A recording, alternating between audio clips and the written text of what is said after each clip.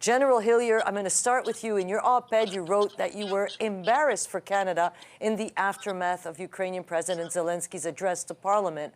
Why? Well, I said in that op-ed that if platitudes were missiles and if, applause was anti-tank weapons, Ukraine would have already won and the Russians would have been evicted.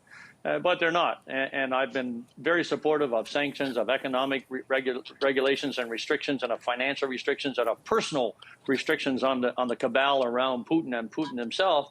But none of them will stop a single artillery round or a single fighter jet or a single tank bashing into Kyiv or any other town or city across Ukraine itself. And we need more concrete action. Yes, we sent some aid there, and that's wonderful.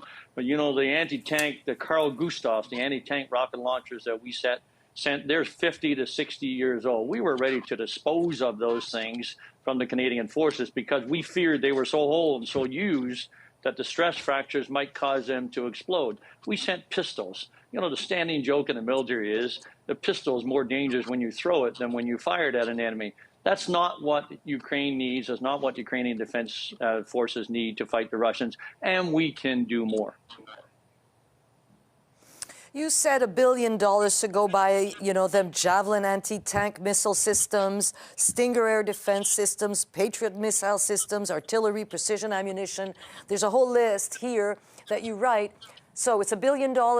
Fine. How fast does that happen, and how fast does it get into the hands of those people in Ukraine that are fighting for their freedom?